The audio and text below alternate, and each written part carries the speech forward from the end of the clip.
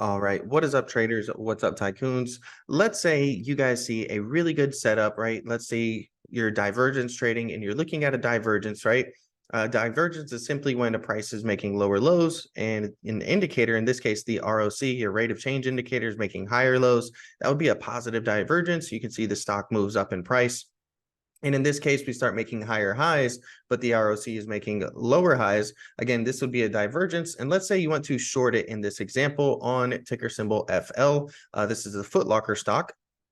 Right. And you can see after that divergence, it ended up dropping tremendously, right? And having a really big drop in the price of the stock, down 68%. How can you capitalize off of this trading options? And what option strikes should you choose? That's what we're going to go over in today's video. We're going to break down different option strategies. It's going to be pretty detailed. It's going to be a little bit longer. So you're going to want to stay through all the way to the end. So that way you don't miss any of the important information. We're going to go over choosing strike prices and selecting some in the money, at the money, and out of the money strike prices. We're also going to go over some of the results of those. And then we'll actually go over some different strategies where we sell or sell call credit spreads to actually finance buying put debit spreads.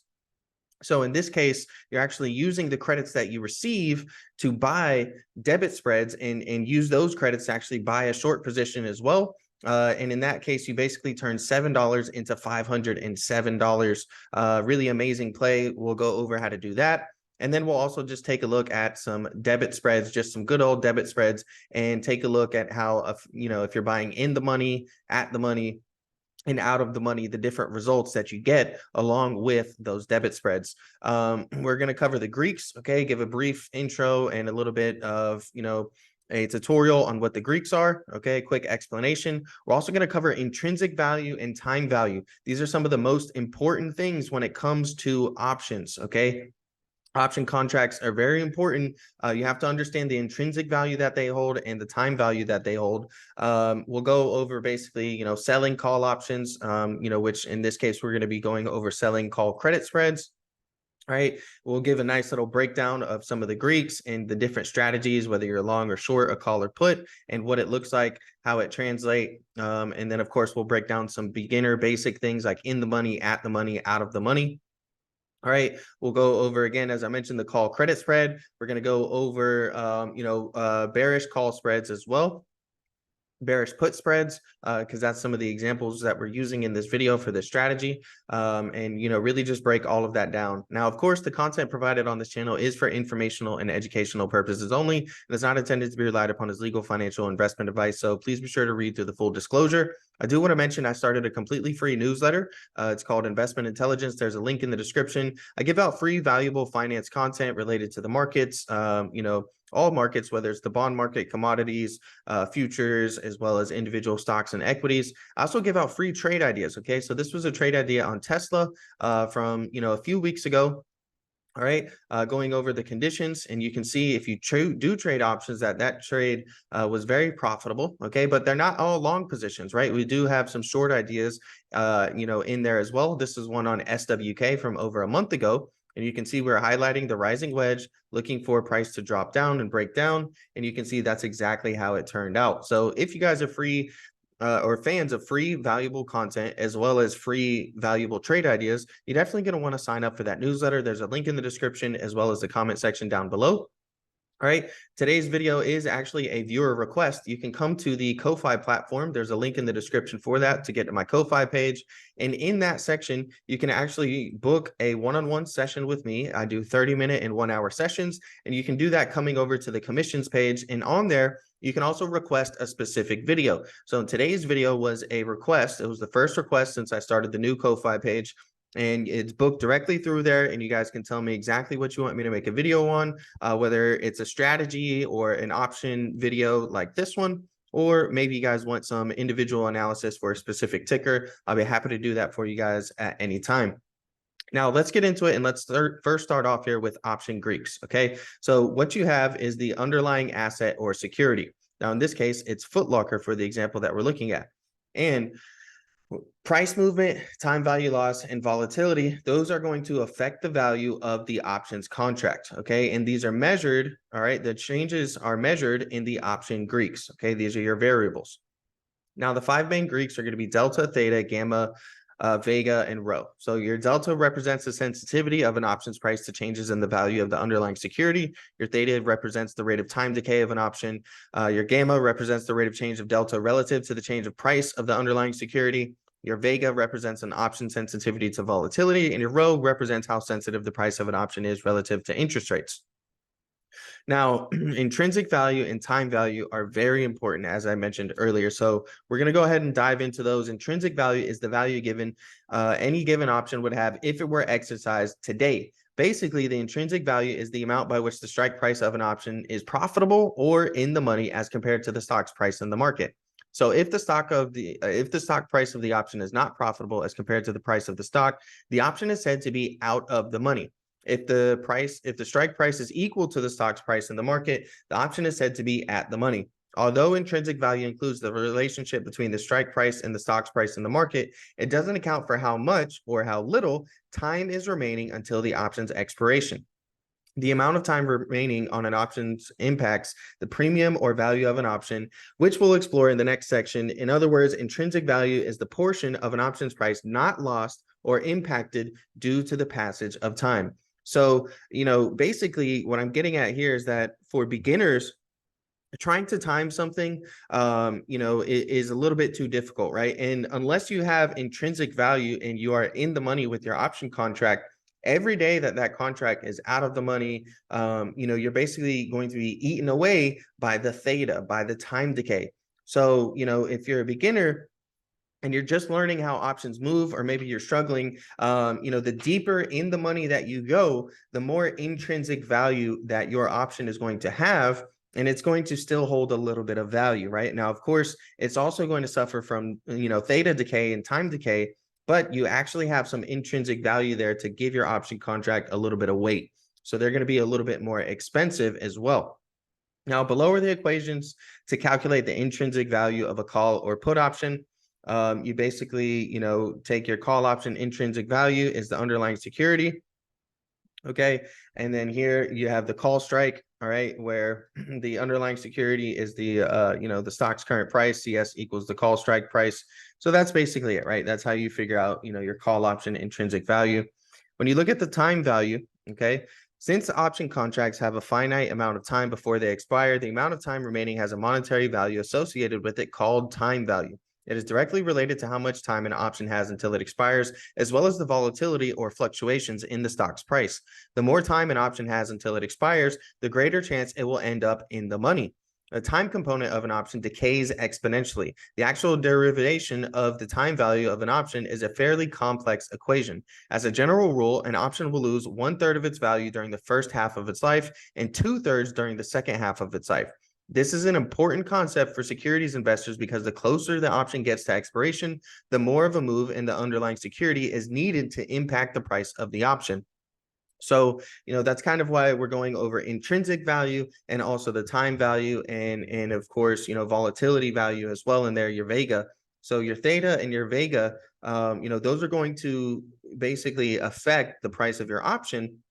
And if you don't have a lot of time on your contract, and let's say you're buying weekly contracts or options that expire within the next month, they're going to lose a lot of their value unless the price is moving in your direction. Okay, that theta decay and that vega decay are going to eat away, at your price. Now, when you look at the formulation or the formula and the calculation of time value, the formula below shows that time value is derived by subtracting an option's intrinsic value from the option premium. And of course, we went over the calculation for intrinsic value here as well. So you have your time value equals the option price minus intrinsic value. Now, this is an example of some of the things, that you're looking at, okay, when it comes to the Greeks and, you're making a trade. So what I want to go over here is if you short a call and you short a put, okay, meaning you sell a call or you sell a put contract, look at what you're positive. You're positive theta. So this means that you're basically gaining, right, that option decay, that time volatility. So as time withers away, and typically people sell out of the money contracts that have a higher chance of expiring out of the money, aka worthless.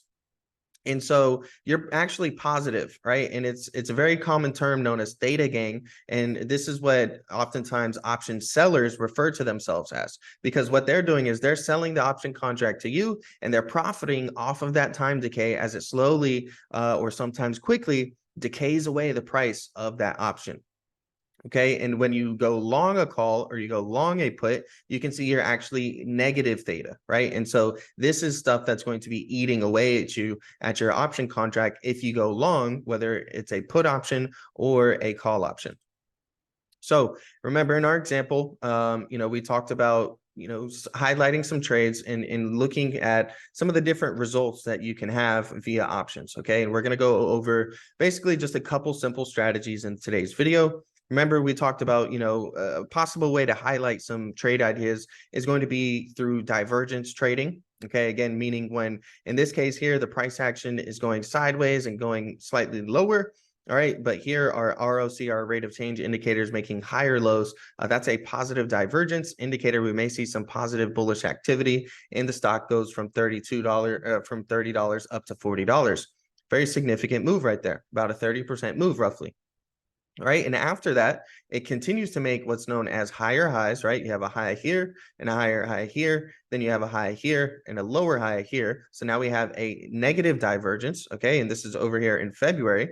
And you can see February right over here. And then if we come to, some of the present days, you can see the stock ended up dropping about 68%. Now, of course, there's other factors just besides the divergence. But one thing that I like to say is that price action often precedes the news.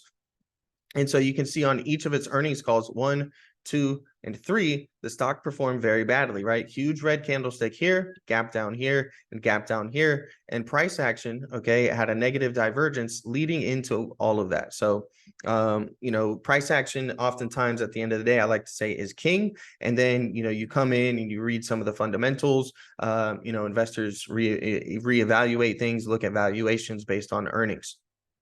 Okay, so what we're going to do is we're going to go over selecting some option contracts. Now, in this case, we chose the 60 strike. All right, these are going to be what's known as, in the money. Okay, so, price is at $47 whenever we come here and enter the short position. So we're buying the 60 puts right here. Okay, and these are in the money. All right, we also bought the $50 strike price. These are in the money, but not as deep in the money. Okay. You can see that these ones are further deep in the money. All right. These are 2 strikes deep in the money. And then we bought some of the basically at the money puts right here at 45 because they don't have a 46 strike. Okay. And then we bought some out of the money puts here at $35. Now you can see that the premium changes, okay, based on where it's at. So, these cost 270 piece to 295 a piece. That's the bid ask. Okay, you can see here at the money, it's 630 to 660. So it's basically double the price. All right, just moving up closer to the money. In the money basically costs $900 with the bid ask at 890 to 920. And then deep in the money costs 1,540 to 1,580 per contract. So, especially if you're just starting out and you have a large bankroll, okay, and you're not too experienced, in my opinion, you want to go closer to at the money, maybe even in the money. Okay, this way you can give yourself some intrinsic value. And if you were to buy these 35 puts right here, and let's say the stock just moves completely sideways or it even moves up a little bit, your option contract is going to lose a tremendous amount of its value because it has no intrinsic value. Now, these, of course, will also lose value as time decays and also as price moves upwards and sideways, but it's still going to hold a little bit more of its value because they're deep in the money. Now, also pay attention to the expiration strike right here, right? So we're using Thinkorswim's on demand. We're going back to February in time and we're buying the January 2024 contract. So we're in February 2023 buying January 2024. You don't have to buy this far out. Okay, but it's definitely something that I recommend to beginners is to go ahead and just buy time on your side. Okay, especially if you're beginning, you don't have to hit home runs on everything, right? You don't have to look to perfectly time the market. And now you have a lot of time on the market where let's say the stock goes against you for 1 month and it doesn't go your way for 1 month, 2 months, even 3 months, you still have a lot of time left on your contract to reevaluate after those 1 to 3 months, whether you want to stay in your position, add to your position, or go ahead and accept the loss and just, stop out of your play. It's going to help you out a lot tremendously having time, and you can get in and out of positions as you want, but with much less risk by having a lot of that time factored into your contract. So in the first example, basically what we did, we bought the deep in the money, at the money, out of the money puts. All right. And if you take a look at the profit results, all right, the, deep in the money resulted in 171% profits. Okay. That's the smallest profit percentage. Okay. From a percentage standpoint, that's the smallest profit percentage because these were already deep in the money and already had a lot of intrinsic value. Now, the 35 puts, you can see here, went up over 500%. Okay. And the reason being is because they had no intrinsic value, right? They were not in the money. They were far out of the money. And then they actually went deep into the money. Okay. And because they went deep into the money, they went from having no intrinsic value to having, a good amount of intrinsic value now.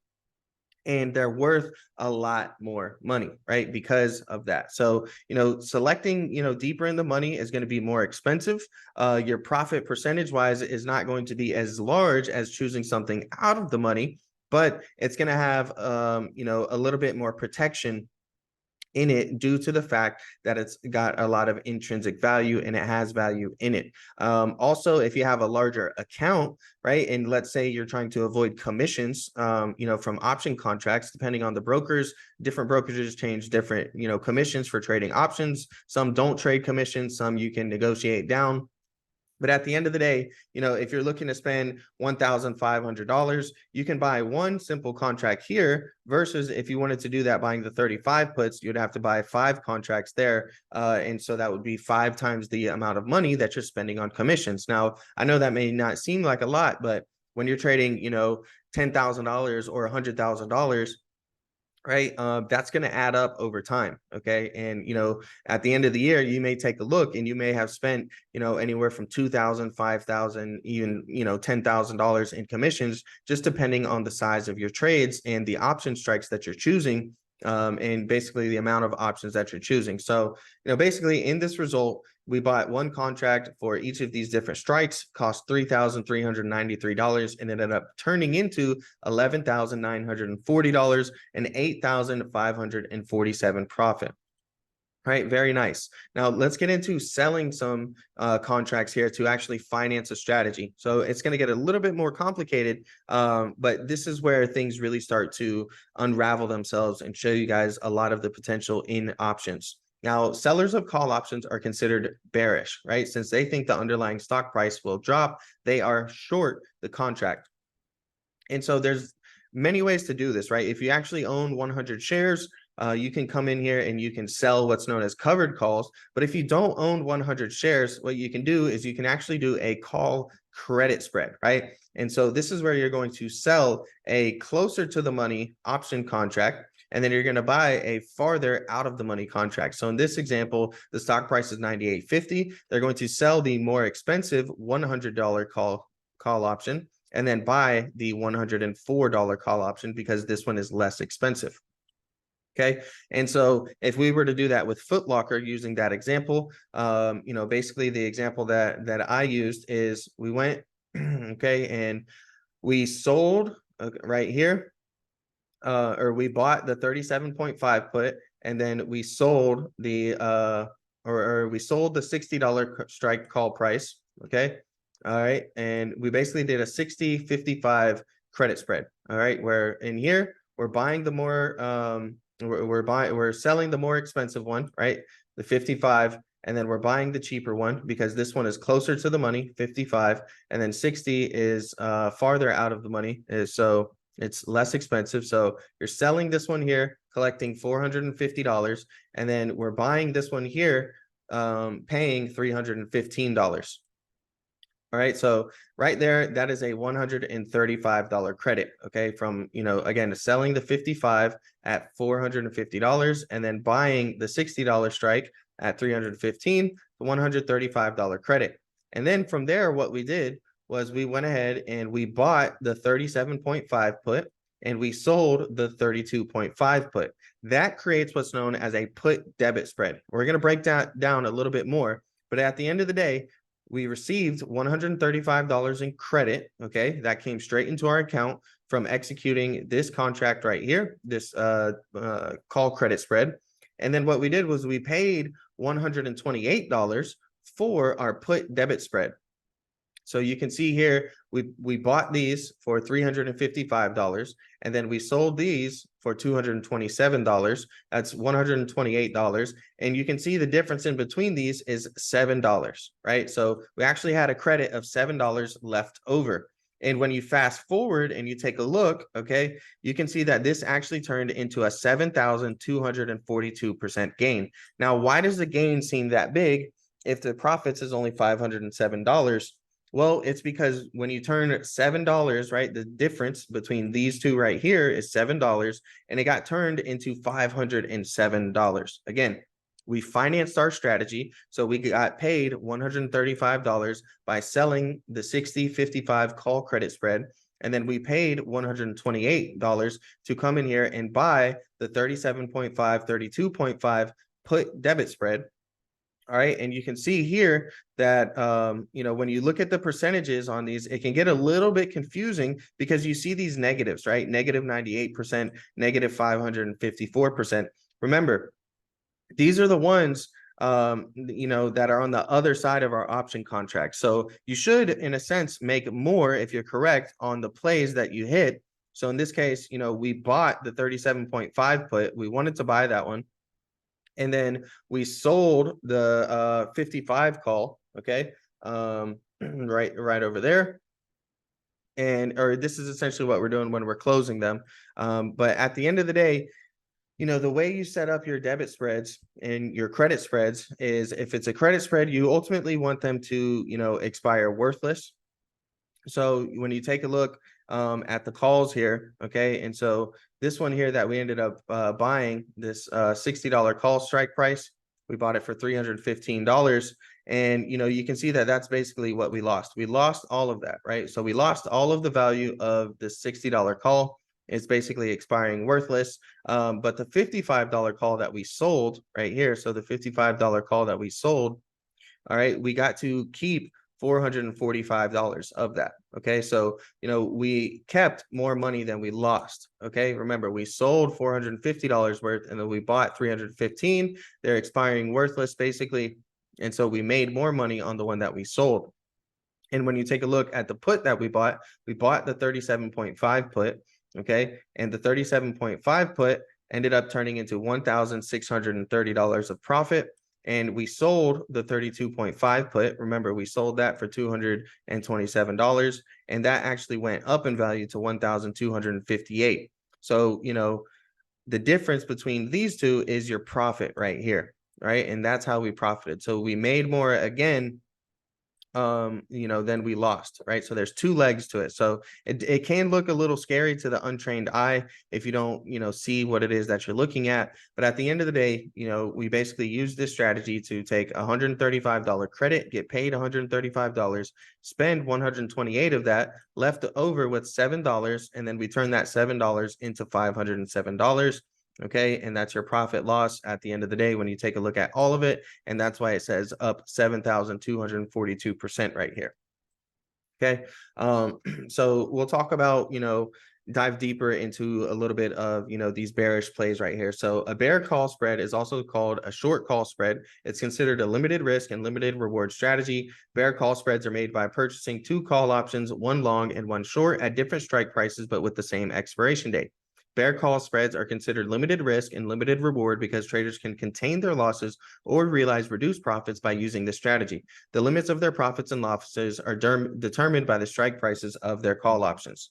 So the advantages of a bear call spread is that the main advantage is that the net risk of the trade is reduced. So purchasing the call option with the higher strike price helps offset the risk of selling the call option with the lower strike price. It carries far less risk than shorting the stock or security since the maximum loss is the difference between the two strikes reduced by the amount received or credited when the trade is initiated.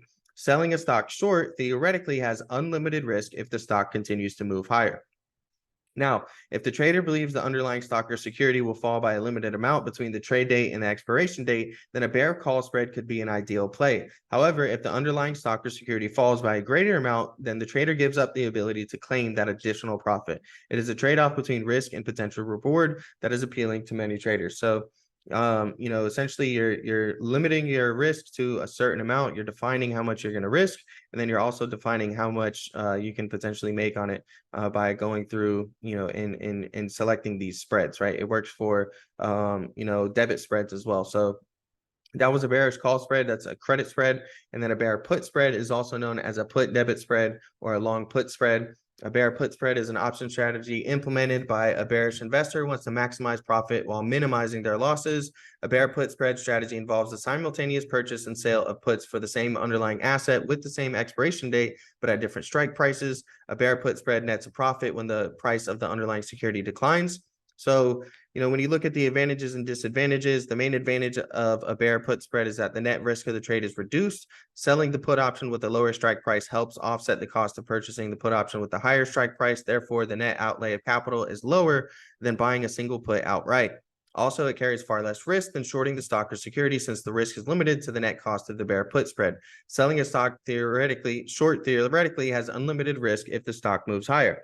So if the trader believes the underlying stock or security will fall by a limited amount between the trade date and the expiration date, then a bear put spread could be an ideal play. However, if the underlying stock or security falls by a greater amount, then the trader gives up the ability to claim that additional profit. It is the trade-off between risk and potential reward that is appealing to many traders. Okay, and this is basically a way right here where you can see, the value of your bear put spread. So, let's say this is the price of the stock. If it goes this way, it's going up. If it goes this way, it's going down. And you can see that your profit actually gets limited, right? So this is your max profit right here. And if it continues to go lower and the price of the stock continues to go lower, your profit is maxed out at your max profit defined by when you enter the trade. And now it works the other way too, where if the stock continues to go up against you, you're actually going to be setting a cap on your losses, right? And your max loss is going to be defined here at a certain point based on, the strike prices that you choose whenever you enter the play. So in this case, what we're doing is just coming here and buying some debit spreads, and we're looking at, buying in the money and out of the money and taking a look at some of the different results. So if you take a look here, we have a debit spread with the 42.5 puts. So we're buying the more expensive one. We're selling the less expensive one right here. Okay. And that one cost $110, right? Now, when you take a look down here, you can see that actually resulted in $140 of profit off of this play. The next one that we have is buying the $35 put and then selling the $30 put. All right, so we're buying the 35, we're selling the 30, buying the more expensive, selling the cheaper one. Okay, and that turned from 113 into $392. Okay, and you can see that the max profit, these ones were in the money. Okay, so we went from 110, we made 140, and those were buying the 45 and selling the 42.5. So those were in the money. And then here, these were out of the money. Okay. So we're, buying the 35, selling the 30. It's also got a wider difference in strikes. If you notice, these two are only $2.50 apart, and these other ones are $5 apart. Okay. These ones are a little bit more out of the money. And they're going to, if you hit on the trade and you get it right, you can see here we turned 113 into $392. And then the last one was the $25 strike price and the $20 strike price. So we're buying the more expensive 20, we're selling the cheaper, or we're buying the more expensive 25, selling the 20 right here, the less expensive one, and that cost about $43 and turn that into $372. Now, doing spreads also helps with fighting theta and the time decay. The reason being is because you do have one side of the contract that is short the theta, okay, or actually long theta, and that's going to be the ones that you're selling. So it is a way to help fight against time decay. It is going to cost a little bit more commission wise because now you have two contracts for each trade. You know, each position that you want to open, you have to open a long and a short position. So it's going to be twice the amount of commissions. It limits your risk, okay, to the downside. It limits your max reward, your max profit to the upside. And then it also, again, helps, you know, fighting against that time decay. So you can see basically, you know, when we went really far out of the money, again, these didn't really have any intrinsic value. So it only cost $40 basically to open that. And then once they got intrinsic value, you can see that it was much more valuable at $372. And versus the 45 and 42.5 put debit spread, you know, it already had some intrinsic value into it.